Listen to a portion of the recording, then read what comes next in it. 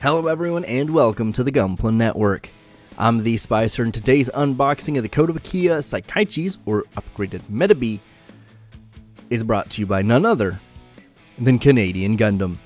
Canadian Gundam is your one-stop shop for all things plamo and Gunpla here in North America.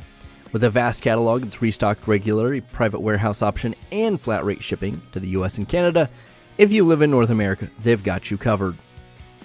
When you're checking that vast catalog, don't forget to use the promo code Gunpla Network to save yourself 10% off.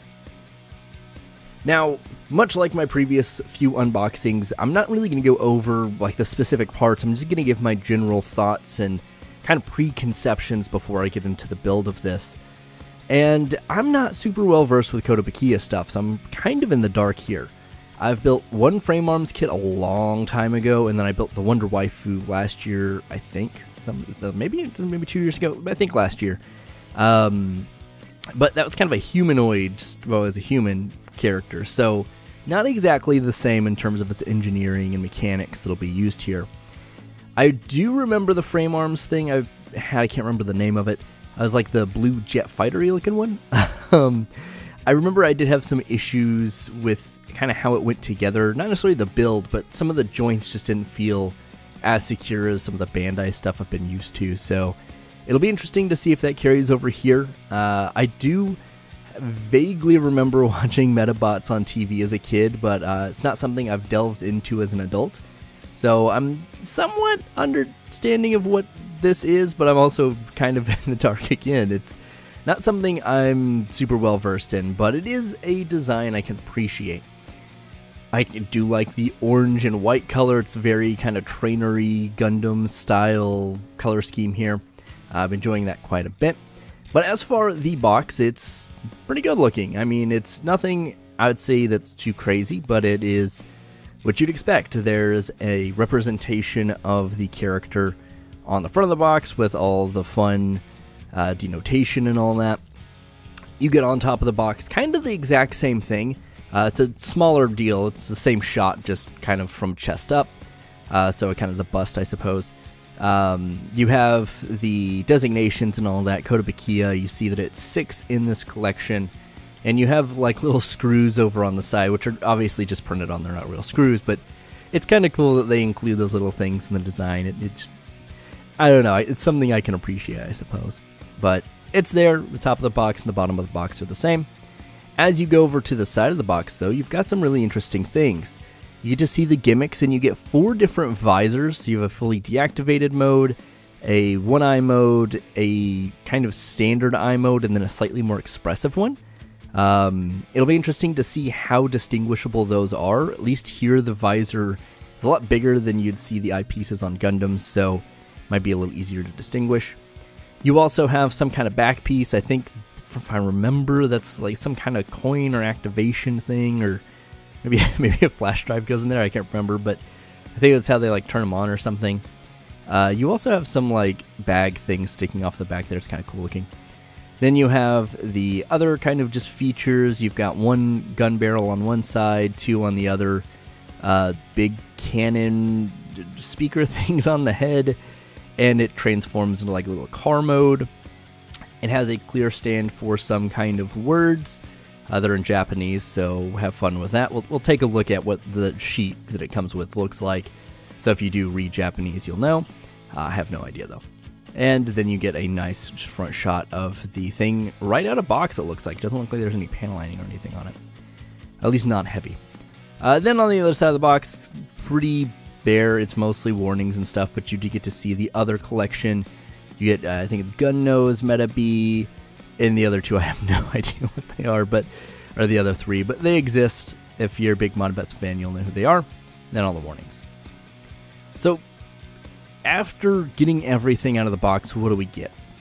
Well, you get the A and B plates, 2 B plates, 1 A plate, in this kind of orange color. It's a little bit more muted than I expected it to be. It's just not as intense, but it's still good looking. I think it'll look good against the white, black, and red that is in the rest of this kit. It's pretty cool looking. Not a lot of surface detail as you kind of expect with something like this, but it does look like a lot of small parts, which isn't bad. It just like little parts are used for detail over like leaving it just as a marking in the plastic. Then you get the C and D plates with 2 D plates. This is all the white for the most part in the kit. Just once again, kind of mostly accent pieces, but it looks like it'll make up a decent portion of the kit as well. You get the E and G, which looks like it's mostly joints and the little bag things hanging off the back of the leg, almost kind of like a Thunderbolt Gundam stuff. It is done in hard plastic, so we'll see if that messes with articulation, but it looks like it's cut to the knee, so it shouldn't be too big of a deal. I do like the texturing on it, though. I think it looks nice. Then you have the I and H plates. These are kind of the rest of everything else. They look fine. There's nothing too crazy here. Not a lot of surface detail. Looks like some wheels, but like big wheels. But yeah, you get 2 of the I plates. Then you get the clear plate, the hand plate, and the little red accent pieces. The clear looks like it's mostly going to be for the stand with a couple of other parts there. Then you'll have the J plate, which is red, and I do want to point out there is the little like markings on this little red chest piece here. So if you want to take some panel lining marker to that, it should help some of that detail pop.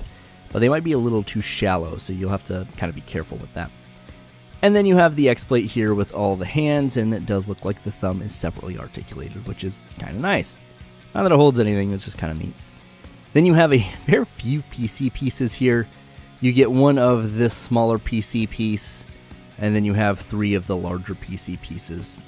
Kind of just strange that it comes in this configuration. Then you have all of the kind of extras, the eyes, the clear green pieces, all of the visors. I'm glad that these are actually kind of pre-molded. It almost kind of reminds me of like the aerial Gundam stuff for its like chest and effect pieces. So it's cool to see this here, and you have the options. Hopefully it's not too hard to change them out though, so I may want to do that. And then you get the little sheet, which is actually kind of like cardstock. It's fairly thick, of all of the little phrases that you can use with that clear stand. Once again, Japanese, no idea what it says, but if you read Japanese, there you go. You do have to cut these out, so hopefully you're pretty good with either a hobby knife or scissors. They're not like perforated or anything, so have fun. Then you get the manual. It's kind of a nice stylized like black and white shot of the actual model kit on front. I actually quite like that. I think that looks pretty good. Then you get the same shot on the back from the box. You get a couple of color splash pages here, mostly trying to show off the same gimmicks, and then you get the color sheet, so if you do want to paint this up, you can do that. Overall, I would say I'm cautiously excited. It's like I said, I'm not very well versed with Kotobukiya stuff, and I've definitely never touched a Medabot's kit, so we'll kind of see how this goes. Out of everything in the box, it does feel like there's a lot here, but it's all fairly small runners, so it feels like it might be a little easier of a build, which I'm kind of thinking is good or bad. You know, good is it'll be kind of a nice refresher to kind of get me back in after a couple of master grades. But then again, if it's too simple, it may not move the way I want it to, and it may not transform as well, even though the transformation's not that involved. We'll see. I'm, like I said, cautiously optimistic, but, you know, cautiously optimistic. That's what I meant to say. But generally speaking, I hope it goes well. I'm excited to build something new, and those visors just really get me. I really like them. Anyway, if you've built this and you've got some pointers, pop them in the comments below. If you haven't built it and you're just curious about the kit, same deal. Any questions, I'll try my best to answer. And if you just want to say, hey, Spicer, you're doing a kind of alright job, I'll be like, cool, thanks. You know, I'll leave a like and say, yo, what's up? Anyway, thanks for popping in, guys. This is the Spicer here for the Gunpla Network. As always, friends, stay safe and keep on building.